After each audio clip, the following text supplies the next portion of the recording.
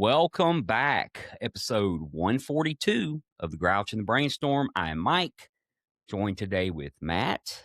Hey, everybody. And from London, England today, we have Kiki. Hi, And glad everyone. to have you here. Look at that. Lovely to be here. Thank you. Isn't that awesome, Matt? So It's before cool. we started recording, Matt had showed everyone, Matt, I need you to show everyone your Clark Griswold jersey. Yeah, I'm going to bust this out right now. Kiki's too young to know what this is, but, being Christmas, I got that Griswold on. So I hope everybody can see that. That's probably the only, I hadn't been that good this year. So Santa, I knew wasn't bringing me nothing. So Ben, who's been on our show, told his story. Ben S. We were hanging out last night and watching a movie, and he came by. He goes, "Oh, hey, here's your Christmas present." Threw it in my lap. So I said, "Man, you couldn't pick out a more unique, thoughtful Christmas present than that right there." So, but anyway, yeah. Pretty awesome, Matt. That's pretty awesome. And I do understand the generation gap sometimes. And I remember when that show was brand new. So I do appreciate you wearing it even still. One announcement. I got one announcement, Matt. I gotta play this. Yeah. Our announcement music, and I have to stop right there because of copyright. But Larry L celebrated 14 years of recovery last week, Matt. Man. Amazing. Wow. And I guess a second announcement is today we released episode 141. And guess what, Matt? It's you telling your story over in Texas. When did that happen? I don't even recall any of that. Well, that's how I feel about most of the 2000s. So, but this show is about recovery, and it's about our journey through challenges and how we met those challenges. And I don't even like to use the word overcame, just because the simple fact today I'm still an alcoholic, Matt. I haven't drank in close to 15 years, but I'm still an alcoholic. And it just don't take much for me. But Kiki is first person outside the United States to tell their story. And I think this is really awesome. We could do this. A phone call like this when I was even in my teens would have cost $1,000 easy. Okay. Yeah. Or 1,000 pounds. Kiki, I don't know how the math works out of it or euros. I don't know what we even use anymore. So, but Kiki, go ahead and just get started, and me and Matt will jump in if we have any questions. And I look forward to hearing this. I really do. Okay, thank you so much for having me, guys. It's an honor to be on your podcast today. I guess I like to talk about a little bit about my childhood because I feel like it plays a lot into not why I became an addict or why I'm an addict, but it played a lot in the part of why I found it so easy to put on masks throughout my life. And I found it really easily to be a bit of a chameleon. I played up to every situation that I was in, and I learned from a very young age to be who I needed to be in each moment. I had quite a traumatic childhood, and I was kind of raised in like rave scenes. So my mum used to throw illegal jungle and drum and bass raves in our home in the late 80s and early 90s, and it was very chaotic, filled with a lot of drugs, violence, criminal activity, that kind of thing. And I learned at a very young age to kind of not show anybody how I felt on the inside. I learned very young to not show fear. I learned very young to be a manipulator and to really be a liar because, my mum taught me those things when it came to hospitals, courts, social services, which is CPS for you guys. I learned pretty quickly to what went on behind closed doors kind of stayed behind closed doors with us. I was heavily sexually abused throughout my childhood. And I think that I always say my first kind of addiction was kind of doing fraud because I was raised to do fraud with my mum, fraudulent activities, and I learned very young how to play a part, watching my mum play different roles, and I learned how to do that myself. I didn't start taking drugs until I was around 12. I started smoking ash, which is puff back in the day before weed became popular, and started smoking that. Weren't really a major fan of it, to be honest with you. Never have been. It was just my friends did it, I did it. And, and then had my first drink when I was about 15. And I didn't really like alcohol, to be honest with you. I didn't like the feeling of feeling drunk. I didn't like the feeling of being out of control. But then when I was 16, my mum bought me my first ecstasy pill and a ticket to a rave for because she said I was a boring teenager. I wasn't being fun enough, apparently. So she thought the answer to that was an ecstasy pill and a rave ticket. And I was petrified. I didn't want to go to the rave and I definitely didn't want to take drugs. And I went to the rave and then I was like, you know what? I can't do this. I don't want to do this. I'm not doing this. And I left. But then fast forward, I think within a matter of months, I was taking ecstasy pills with my friends. And to be honest with you, it was a good time. There wasn't nothing about that time that weren't fun. Do you know what I mean? It was just we were young, we were naive, and we was all happy on ecstasy, listening to music and being moody ass teenagers. There wasn't no big drama, there wasn't any kind of consequences at that age. It was just literally having fun. And then that kind of progressed. I started working in a pub at 17, which even that was illegally doing because I had a different national insurance number. I guess that would be your social security number. And I had a different name. So they thought I was 18 so that I could work there. And I loved it. It was the first time in my whole life where I was Kiki. I wasn't Kiki, the mini mum raising her brothers and sisters. I didn't have all this responsibility of looking after the home or looking after my brothers and sisters or looking after my mum. I was just me in a very adult world. And I started taking cocaine and I loved it at first. I just loved being out. I loved being a part of that life and being treated like a proper adult and people respecting you and treating you nicely. Like where I was always treated like an adult, but under my mum's authority and her rules and her ways. And there wasn't much room for your own personality in my childhood home. It's very much do as I say, not as I do, and speak when spoken to kind of environment. And my mum was very much the leader of that and ruled our house with a lot of violence. So didn't kind of mess around with her when I was younger. But being in the pub world, making all these new friends, I felt like I was happy, like I'd found my place in life. I found like my external family, I guess, and was just really enjoying and living life. And life kind of stayed like that for a few years. I had my daughter when I was 21 and I loved being a mum, absolutely loved being a mum. And then when my daughter was younger, her biological father, I found out that was a paedophile. And that caused a lot of distress when those secrets were unveiled. And I kind of that's when I can say, like, pinpoint my cocaine addiction really escalating. I couldn't cry on cocaine, I couldn't show much emotion. And it became like a tool for coping.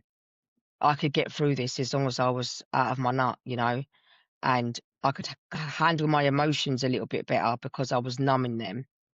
And I kind of went on this kind of 5-year binge of violence and suicidal attempts and just absolutely chaos and self-destruction because I was so angry at the situation and at the world. But after another suicide attempt, my mum kind of said, choose. You're going to choose to die, you're going to choose to go to prison, or you're going to choose to be a mum, which is it? And I chose to be a mum at that point. And that's when I learned how to forgive. And I learned how to forgive her biological father and his family for what had been done. And I learned to let it go. I moved forward because holding on to that kind of anger and hatred was just destroying me from the inside out. It really was. And even though my daughter had everything she needed, mentally I was broken as a person, and I wasn't being the best of my ability at that time. Throughout this time, I'm always on cocaine. I was on cocaine for 22 years. It was just a normal way of life. I wasn't an everyday user, but there would be binges, days on end binges, and then a couple of days off, and then the cycle would repeat itself. There was fluctuations throughout my 20s where at some points it was out of control, and then at some points it was just normal, which would be like, I don't know, the weekends and maybe once in the week, do you know what I mean? That was my normal. Normal cocaine use. Yeah, normal cocaine use, exactly. Where you had a bit more of a routine around it and it wasn't so Right, right. chaotic. And that was just kind of how it was. And it never seemed abnormal or out of control because everybody around me was the same. Everyone Right. around me was the same. You know, we all got on it, but then we went to work, we took our kids to school, we cleaned house, you know, you paid your bills, you did normal stuff, but you always had cocaine. Before, like in those days, it was kind of like, you know, you put your kids to bed, then you have a bit of cocaine. But obviously, as the years go by, those boundaries you put in place, they go, they get further and further and further away from you, right? Stretch 'em. Yeah, and you promise yourself like, oh, I'm not gonna take cocaine while she's awake, or I'm not gonna do this while that. But then you end up doing that. Everything you say you wouldn't do, or that you judge another person for doing, you end up doing. And Sure. that was just kind of the theme of my 20s. In 2016, I had a miscarriage. I lost my son, and I started gambling. And that's when my gambling addiction came heavily into play at that point. That mixing cocaine and gambling took my addiction to a level that I hadn't experienced before. Gambling changed like my morals and my principles, and I was always a manipulator, but it was like second nature to be a manipulator to me. But in my gambling addiction, it was desperation manipulation, which was a just different kettle of fish. And put myself on like Gamban, GamStop, and all these blockers for gambling. And I thought if I just played demo slots, it would curb, you know, this out of control spending and stuff like that. And that worked for a little while, but I needed that adrenaline rush from winning, that complete block out from the possibility of winning. As the years went by, kind of got back into what I'd say normal again, you know, just taking drugs on the weekend and living normal during the week, or maybe once during the week, twice during the week, and in the weekends. And that was the normal. That was a better end of the addiction, you know, to be that have a routined way. And I think in 2019, we suffered a massive traumatic event in our family, and we found out that my brother was a paedophile and he abused somebody very close to me. With that coming out and him going to court and pleading guilty for those things, he was my youngest brother. That put a rift within our whole family. And my mum was aware of the type of person he was, and she kind of kept it a secret. When I found that out, it led me into a really big drug binge, and I went into drug-induced psychosis, and I got sectioned into a mental hospital here. At the time, I couldn't see that I needed to be in that mental hospital. I was absolutely furious, and I was hating on my friends, my partner at the time, my daughter. I mean, she was just 12 years old, but I was fuming that they'd put me into this hospital. Now I know that that was one of the best things that they did for me at that time, because I was literally losing my mind. I lost my whole family overnight. My mind just snapped. That's the only way I can explain it. My mind literally just snapped, and I didn't know how to put myself back together again. So when I came out of the mental hospital, I was very desperate. I wanted all the pain to kind of stop, but I didn't know how to make it stop or go away. And with me, I never, throughout my addiction years, active addiction years, I never moved to change the way I feel or things like that. I got projects. So I'm really big on raising awareness for childhood trafficking and in-house childhood abuse. And I'd have projects to do things like that. I'd take courses and learn about child psychology and child trauma experiences and try and help children and raise awareness for these things. And I always trying to find a passion to change the way I feel. I always thought if I could do this or if I could help these people, then that's going to change my whole world. That will change how I feel. You know, that will change my life if I just did this. But obviously, like, it never would. You know what I mean? Because it's within me. The problem was always within me. And that's something I just didn't know at the time. COVID happened. We had lockdown. I became a bit of an activist in that time. I'm pretty much anti-corruption, anti-government, anti a lot of things over here. And I became very, very passionate about those things. But again, that was like, I was very passionate about those things, but I became really obsessive about those things as well. And obviously, since being in recovery, I learned so much about your obsessive mind as an addict, you know. I've learned so much about that now. And I understand why I used to be so obsessed with certain things. But if they didn't work out or they didn't kind of go the way I want, I'd drop it and I'd go on to the next thing.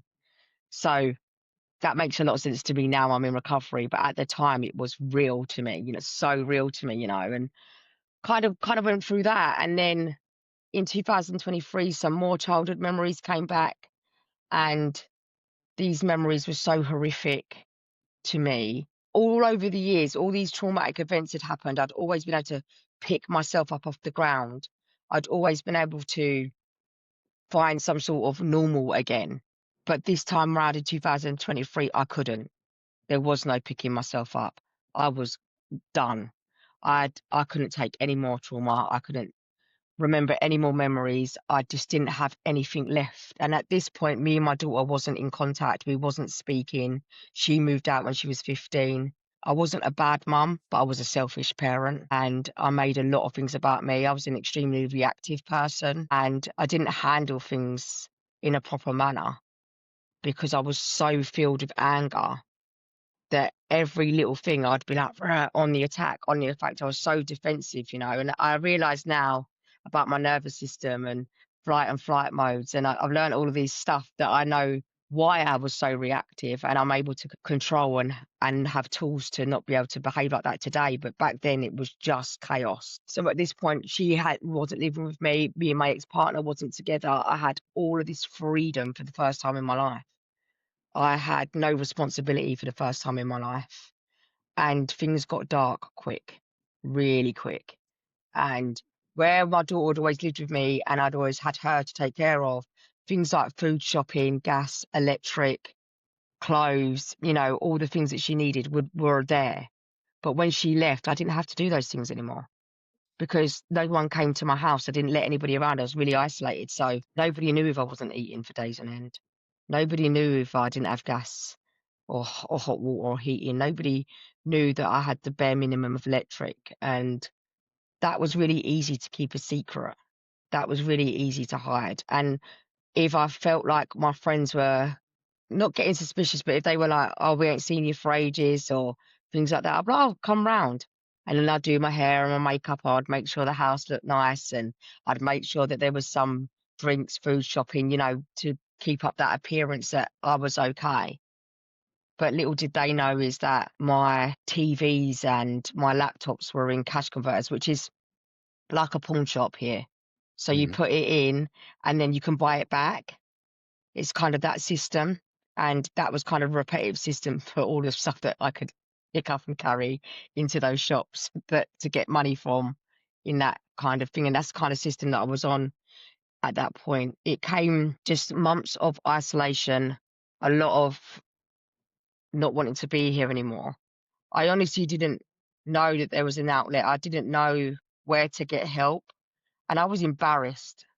I was so embarrassed. Like after everything I'd overcome in my life, I just couldn't believe that drugs and gambling were taking over. I felt weak, I guess. I felt very weak, like I was being a bit pathetic, like I couldn't get a hold of this when I'd got a hold of so many other situations in my life, but I couldn't get a hold of this addiction. And at that point as well, I still didn't think I was a cocaine addict. I knew I was a gambling addict. I knew I had a problem with gambling because my gambling was taking over my cocaine addiction. But I rang this GamCares National Helpline. It's like a helpline. It's 24 hours a day, 7 days a week, and it helps people who suffer with gambling addiction. And I rang them after contemplating suicide. I went to a train station and I was going to commit suicide, but I didn't end up doing that. And I went back home and I rang them, and that's when I started gambling therapy. And then I did some trauma therapy. And then I went into rehab of April 2024. So do you want to have any questions? And then I'll finish off if you want. We have tons, I'm sure. Go Yes, for it. I do have some. So I've been to those raves and I've done the ecstasy. Okay. So you talked about that being raised in that. Your mother was having those. That's at your house? Yeah, in our childhood home, yeah. Yeah, the Yeah, big we watched like speakers. Sesame Street or whatever when I was a kid. We watched Yeah. yeah, we watched that too, but we watched that while they were downstairs testing out speakers and things like that. Yeah. Yeah. Yeah. Oh Matt my is the God. son of a or stepson of a preacher, or is your real father a preacher, My man? real dad is a pastor. Yeah. Yeah. Yeah, so So they didn't do any raving in the I saved it all for my own career. My dad, he doesn't know what a rave is, so I don't think. Yeah, I mean, that's such a way to get started as far as in life, that's the environment and that type of person to have around as a little kid, you kind of got off to a great start. And actually, we've never had anybody really with gambling as their main issue on here, or if they were, they never mentioned it, and We it had was one other person that one that other person. yeah. In Um, 142 episodes, we've had one other person that had a gambling addiction that I know of, kinda like Matt said. Do y'all have casinos there in the UK? So there is casinos here, yeah, but we have casinos and we have like little carousels, so like little shops with it's like a mini casinos. We have a lot of those slot places here, but I never gambled in those places. I was an online slots mm, more online on my phone, extremely isolating. And I did go to one of mm. those mini casino carousel places, but I went there with my friend once and I played on a machine and I was like, I need to go. And she was like, why? I was like, because I'll sell everything. I need to go. I knew, I don't know what it was. Now I would say it was my higher power giving me that intuition. But back then, I just knew that me staying in that place was going to serve me no good. Like that would be the ending of me. And I left and I never went back. It scares the crap out of me to go to even think about coming into a So casino. if you walk out the door where I'm recording at right now, I'm in the East Bank on the Red River, and the Horseshoe Casino, the whole building is gold. Okay, and it just goes straight up in the air. It's right in front as I walk out. It's lit up. I mean, you can see that thing for miles around here, And the other casinos, there's a bunch on the river here. And they actually legalized gambling in the town Matt's in. The year I turned 18 is the year those opened. And those casinos have to be on water. And that's Oh, kind of where I was going with my question. Here in the US, there are many places where gambling is not legal unless you are on a Native American reservation. So obviously you've heard of Vegas, mm-hmm. Yep. probably the number one gambling hub in the US. Second would be Atlantic City, New Jersey.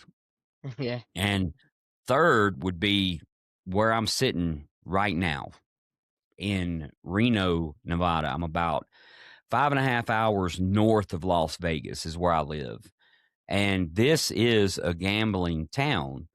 And I don't gamble. And I know that sounds crazy to someone who does, but I just don't. It's the kind of like someone who says, I've never tried it, you know, I just don't gamble. But every day as I drive down these interstates, I see these huge signs that say, if you think you have a problem, call this number, right? Mm-hmm. And that's part of what, I guess we have to have them in order to have legalized gambling. I'm guessing that. But I guess once someone calls that number, right, what happens? Because you did, and you're the only person I've ever met in 53 years on this planet who called that number. And I'm just curious if someone ever comes to me and says, hey, Mike, I think I have a problem. I can say, call this number, and this may be what happens. So when I rang the number, I spoke to this amazing guy called Will. I'll just never forget him ever in my lifetime. And I just, you know what, for the first time in my life, I was honest.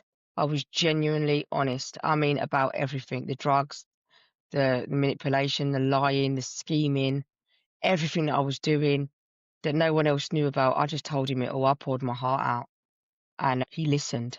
He just listened.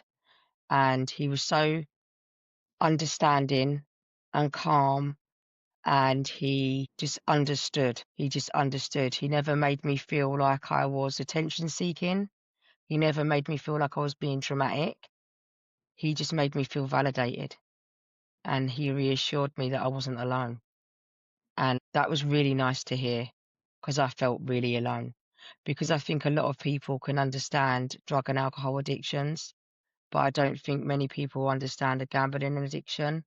And it is a really lonely, lonely place. And for me as well, where cocaine and gambling came hand in hand, I don't think people used to think, oh, it's just because of cocaine that I gambled, because I can't gamble sober. I never have been able to. I find it tedious and very boring to do that.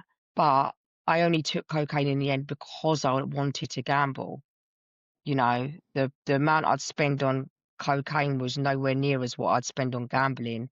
I'd buy the littlest bit of cocaine just to get me started for that obsession to kick in for the gambling because I craved that obsession. But phoning these people, I got to understand that. You know, I got to understand what the word addiction meant and what I needed to do to get help and support. And what was offered to me was, I think it was like 6 gambling therapy sessions. They were hour long. They asked you a bunch of questions each week to see how you were doing. And yeah, just kept pouring my heart out. And I never hid anything from them. If had an appointment and I spoke to them, and if I had gambled in that week, I just told them. I said, yeah, I have taken cocaine and I've gambled. But what I found what was happening is I was having like 4 days off, 3 days on. That's what was Mm. happening. Because it was kind of giving me that little incentive of like, I kind of wanted to prove to myself a little bit. And then they were the people that helped me get into rehabilitation. There was kind of some accountability there. Yeah, I can, for the first time, possibly some accountability that you didn't want to hide anymore. You know, that's amazing. You know, I've often wondered what happened. So you did cocaine for a long time. The course of time, do you need more in order to get whatever it is that it gives you? yeah, 100%. Yeah, Yeah. because when I was younger, I used to get like half a gram and that would last me. That cost £20 back then. And that would last me all night long, you know, just having the tiniest little lines. But fast forward 10 years, and that's hundreds of pounds. And that's just for me. That is just for me. Do you Yeah. know what I mean? And that kind of like that craving. And also, I think the longer I was doing it for, the more sneakier I become as well. Like if I was going out, I always had to have cocaine to come home to, you know, because I couldn't bear the thought of coming home without having cocaine to come back to. That was a nightmare if I was put in And that so at position. some point, there was almost like a dual addiction. You know, the cocaine kind of fueled the gambling. The gambling wasn't even any fun without cocaine. And then, Mm. man, that is a hamster wheel to get And caught up then in. there's other drugs that come into play. So, you know, party drugs like going out raving, taking MDMA, ecstasy pills, that kind of stuff. But never hooked on those things. Those were just to go to a rave, have a good night, and then you're done. And then ketamine came into play. And then I used to get a bag of ketamine, but that would be like I had this bag of ketamine that would last me forever because that was like my backup plan. If I couldn't get any more money to gamble, I couldn't get any more money for cocaine, I'd have a bump of ketamine and that would knock me out. I'd put myself Mm. into oblivion, do you know? So then I couldn't have to sit there with the desperation of trying to get money on all of those things. You know, I've talked to some people that we hadn't had them on the podcast, but I've talked to some folks with gambling and drug or alcohol and gambling. It always seems like there's something else with the gambling most of the time, not always. But one of the guys told me, like looking at gambling, he said it's not the win or the lose. It's that moment of the action that's what gets you, you're hooked on it. The result almost doesn't matter. Like you don't care at the end of the day, it doesn't matter whether you won or you lost. It's the fun of doing it, you know. And I've heard people use drugs with a needle. I never did that, but they said the stick of the needle would make them high, even though they hadn't shot the drugs in. Like the feeling of that going in their arm, Yeah, and I that's such a isn't understand that that. such a strange. I don't know if Mike had that with alcohol, like buying it or anything along that way, but that's such a strange mental thing. It's almost like the end result doesn't matter. It's just the process of it. No, it is. It is the process. Like that process was the most fun of the whole night because Yeah, it yeah, was that excitement of ringing up the dealer to order the drugs, knowing that he's coming, get everything set up for when he comes, and then putting the money onto the site ready to play a game. That excitement of going downstairs, getting that packet of cocaine, coming back up, racking up a line, and getting ready to put that was the adrenaline, that was the excitement, that was like, oh, that relief of, oh, now there's yeah, calm, there's silence, right? yeah, And then playing gambling, it never mattered. It was never about winning for me or losing. That is such a quick thing in the beginning. It was the escapism right. that cocaine and gambling gave me. That is what I was addicted to. That's what I was chasing. It wasn't money. It wasn't a high. It was nothing. It was nothingness. It was when I gambled and I took cocaine and I gambled. And I remember I was gambling for hours and I thought, oh my God, I haven't thought about anything for hours. And Mm. I was like, I genuinely haven't thought about my problems for a good 5, 6 hours Yeah. here. And I was like, Yeah. this is amazing. Like, oh my God, like this is where I'm gonna get a break. Because oh my God, when life gets too much, I'll just get a packet and I'll gamble and then just oblivion, silence. No outside noise, no anxiety, no panic attack. But as soon as that stops, it is hell on earth. Yeah, and that's exactly, like I talk with my sponsor, and after I got sober, and then I don't have these things to numb that and block out those links of time, and I go, man, I just can't get my brain to stop. I remember telling him this, and I'm like, I'm always, thinking, blah blah blah blah blah. And he said, yeah, that's what they made Jack Daniels for. That's what he told me. And he goes, we don't get to do that anymore. And so I realize what you're saying. I can see what you're saying, but you talked about going to treatment, to rehab. What do you do today to maintain that, as far as to keep your recovery, to work on your recovery? What's your process today to move on from that and to get better? So I'm in a 12-step fellowship program of Cocaine Anonymous. So I do that and I'm of service. I sponsor other people, I give back what's they've really given to me. And I follow that religiously. I love my fellowship and I love being of service. And so, I've got commitments and things like that to keep me accountable there. And I've been doing that for 18 months. I'm 18 months free from a bit or cocaine. So Congratulations. yeah, thank you. So Yeah. I do that. That's for my alcohol and cocaine problems. And then Sure. with my gambling, I didn't really particularly like Gamblers Anonymous. It wasn't for me. So I found alternative mentoring recovery groups, and they've been absolutely phenomenal and life changing for me. I tend to do a lot more gambling recovery based groups than CA groups because I work in the gambling recovery space. Mhm. So, and I raise a lot of awareness over here for women in gambling and ethnic minorities in gambling. And I speak about the cultural differences between white people and ethnic minorities, and why white people, I feel like they've got better families of support, and Mhm. when they say to their families, I'm an addict, they're more likely to have more love and compassion towards that than ethnic minorities. They just get disowned, chucked out, misunderstood, judged. And I'm not saying that doesn't happen to white families. I think that that's just what stops ethnic minorities from coming into recovery, because there's not a lot of ethnic minorities in the UK that come into recovery. So I choose to speak publicly about Gotcha. that to kind of encourage people to come in. So that's what I do with that. But yeah, they're my groups. I go every week. For the first year of my recovery, I went to between 3 and 5 meetings a day. I think the first year I went to 5 meetings a day. I was a lunatic, but I'm an addict, so we don't do anything by halves, do we? So, Hey, um, you 100%. know, and I kind of did. It's funny too. I'm in Louisiana, Mike's in Reno, you're in London. But our brains, whether it's gambling, cocaine, alcohol, fill in the blank, our brains have to be on something. And so Mhm. when especially early on, when we're leaving those things behind, you went to 5 meetings a day. I went to a couple a day myself for a long time. Still do. I mean, occasionally I still do. I'm going to leave and go to one right after this. That's at 9 o'clock. I haven't been in a while, so I'm going to go. But we have that personality, or that ism, or whatever you call it, where we can do just as well with recovery, but we'll do those extreme things. That's what it takes to recover, just like it did to drag us down. You know, we did the Oh, extreme on that end as well. we can literally pick up anything and take it to the Sure. extremes. I truly believe that. Like Sure. any food shopping, I went through a whole thing with shopping when I was in rehab, coming out of rehab, and and still I can get obsessed about the littlest things, and I have to be on top of that. I write gratitude lists every day. I have people that I hold myself accountable to. I'm surrounded by people that don't take none of my bullshit. They're not going to listen to my temper tantrums, and they're going to tell me about myself if I need to be told. I live my life today to the best of my ability in gratitude, and I live to help others. It's not about me. I don't want it to be. I just want to help Yeah. other people.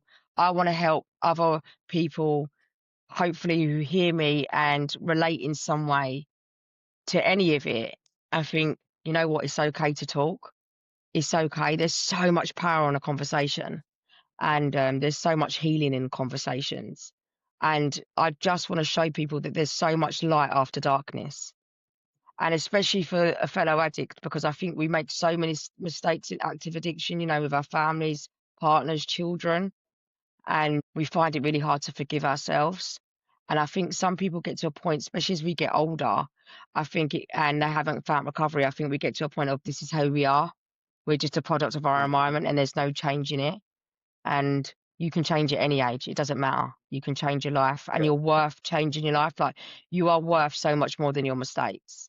And you will have the opportunity to not only forgive yourself, but also offer amends to people, which is a beautiful experience. And I went 18 months without any contact with my daughter whatsoever. But today, proud and happy to say I'll be spending my first Christmas with her for the first time in like three years. You know, I'll be That's staying at her Amen. awesome. house. Yeah, and you know, she's That's my That best awesome. friend today. You know, she's 19 years that old is and she's my how old is sidekick she? again. 19. She's 19. Wow. Yeah, and I'll be And staying at her house with her partner and her kittens and having Christmas with them. I've got an amazing partner myself, and we've got a really healthy, very communicative relationship. And it's just, there's so much beauty in life, you know. Life does show up, don't get me wrong, but I just think keep the faith, keep the faith, keep the faith, keep the faith. Just believe that it's all going to You, work out as it's supposed to.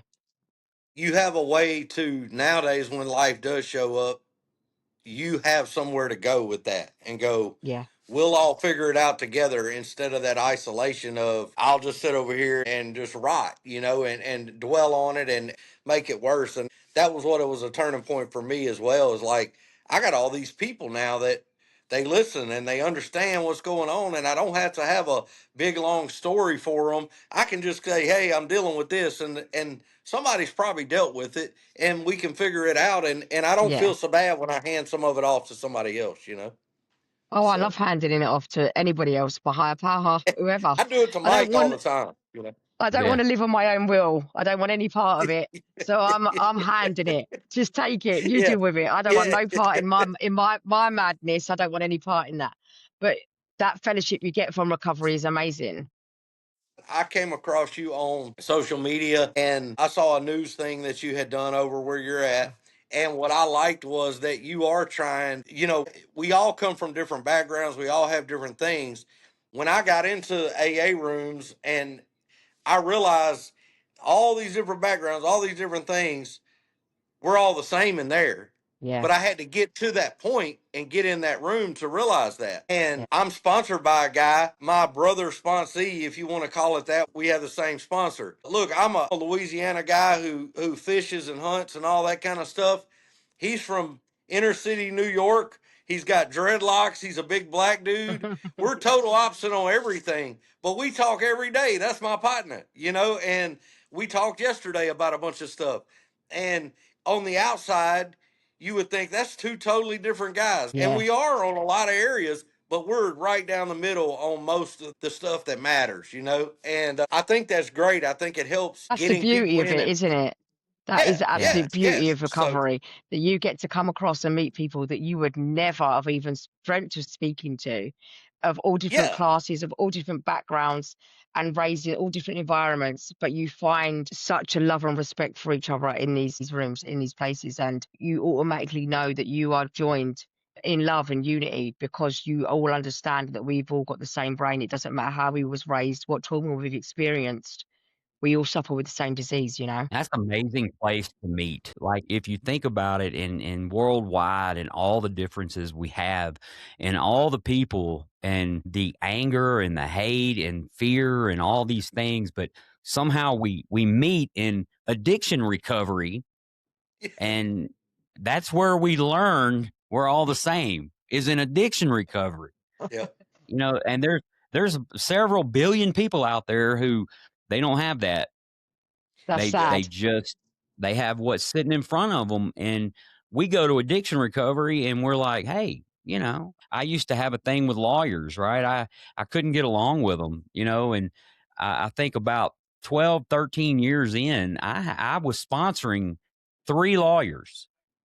3 and it just we came together right there, and, I kinda understood. Of course, I had a thing with lawyers, Matt, because, I'm a former I Yeah. still am an You're writing them alcoholic, and checks.